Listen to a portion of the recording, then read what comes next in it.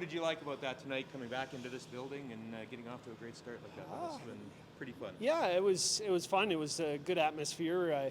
The ice was good for having the frost. Like, it didn't come up too much. Obviously, you had to be aware of it in certain spots, but we managed it well. We played a good game. It was fun to be back out there. It was nice having a little bit of nerves. Did you feel the vibes? I mean, obviously there's a history in this building. Yeah, I felt it before the game. I felt it was the first time in probably a year and a half I actually felt a bit of butterflies. So, it was fun. I was excited when I felt those. I actually got pretty excited. So it was fun to get out there and to perform the way we did. I thought it was great. It's exciting. Right. To that point, Brad, obviously it was crucial to start with a win, but just overall performance and assessment of your team and where you guys are at.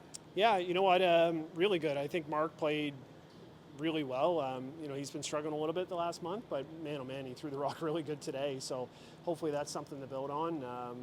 We didn't make too many mistakes. Obviously, it wasn't a perfect game with the conditions the way they were, but it was pretty darn good. I thought the pick in the fifth from you was a big shot. Are there indicators that let you know you're where you want to be, like a shot like that, Brad?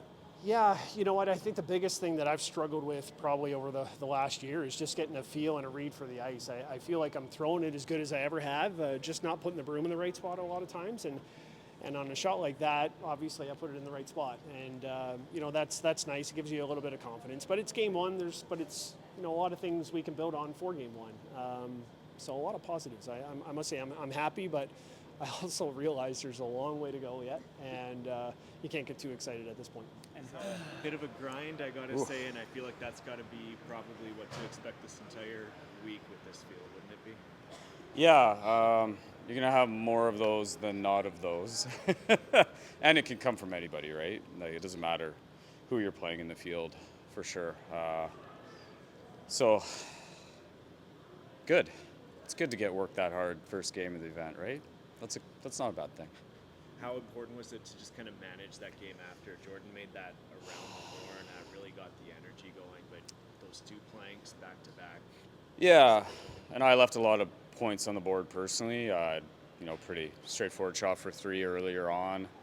Another shot in 8 where, I left him a double that I shouldn't have left him. So, unfortunately, I didn't perform like I would have liked to tonight. I was just not quite feeling it, a little bit off, just, not pinpointing the draws where they need to be, or just maybe getting fooled by the ice a little bit. And obviously Jordan made some spectacular, I think he made a couple of really good shots. Split for 2 in the first end. That's not something anybody's practiced in a couple of days. So good on him. Like, he made some really big shots. It's just, there's lots of room for improvement. I was happy with, like you kind of led to, like, we had to really settle things after that big shot, because, that momentum could have switched badly on us. This is your 4th trials. You know the ins and outs, the ebbs and flows of the emotions. How do you manage them this week? Yeah, no, that's a challenge because, everybody likes to kind of say it's a different event, and it is. So it's a challenge not to treat it differently than, say, a regular national championship. And I think, it's easy to get caught up with, allowing more pressure to fall on your shoulders. The crowd vibe is usually it's more intense, right? It's easy to absorb that. I think in a Brier, Scotties, in the Nationals, it feels different. So that's the challenge, right? Like, don't let that weight change how you go about business. And I gotta try to keep it light out there. Look up, take pauses, look around, like, enjoy it, right? You got to find a way to enjoy it, because it is more intense. Everybody, from the players in the ice to the fans in the crowd, there's a different level of intensity. That was fun, man. Great atmosphere. Crowd showed up tonight. People are going nuts. That gives you goosebumps. This is the best, man. You've been thinking about this for 4 years, and how does it measure up? Yeah, I think, it exceeds expectations every time. This is the pinnacle of Canadian curling, and just tonight I felt a lot of gratitude being able to be a part of it. Right. What did you like about the way the team played tonight? It's a classic Team Dunstone game. Don't get hammered to start, get a steal, control the scoreboard the rest of the way. That's the DNA of our team, and that showed up tonight. Maddie, a lot of people have been talking about your team and about Team Epping going into these trials. How much did you feel you had to have this one early in this event? Yeah, I would have loved to have it. Obviously, beyond happy that we do have it now. Anytime you can start an event with a win, you can breathe a little bit easier. I guess I'll put it that way. By no stretch of the matter was this make or break for us tonight, but it feels great to get a win against one of the top teams in this field. How did you deal with the last 2 weeks? I know Tahoe was not the greatest ending for you. So how do you come home from that, and how does that prepare you for this event? Every experience, has a learning aspect to it. And the one thing I've learned is you never know what's good for you in this sport, and you never know what's bad for you either. One shot doesn't take away from, the great run we've been on over the 2 months, is how I would put that. Yep. Perfect. Phase you still got shots like that in your back pocket, and it must be gratifying to make one in a position like that.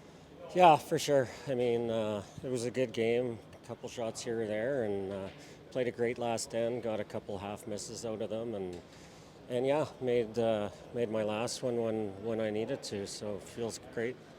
What does a win like that say about your team at this stage of an event? Does it make a statement, do you think?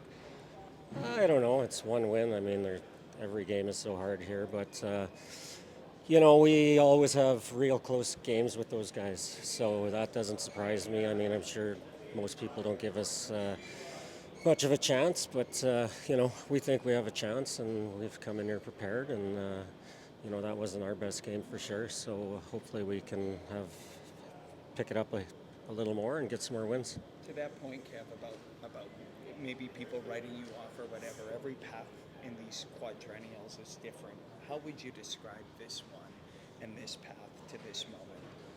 Yeah, this one's been a grind.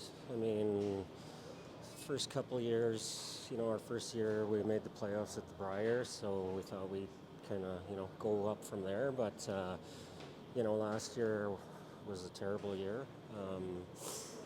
We've had a decent season this year, so I think that gave us some confidence, and we've had good practice coming in here. So I'm feeling good as I have in a while. So hopefully I can keep that going. To that point, what can a win like this do to fuel any sort of belief you guys might have to win this whole thing? Yeah, I mean we had belief for sure coming in. Like I said, we always have real close games with them. So to everyone, that's probably a huge upset. To us, it's not. We knew we were underdogs, but we know, we beat them earlier in the year, and the only time we played them as well at the points bet. So, you just don't want to rack up losses here early, just because every game is so tough. So, you don't want to put your pressure on yourself right away. So, but I mean, same thing, if we can keep it going and just build up a couple more W's early, we know we'll have a chance at the end, which is all we want.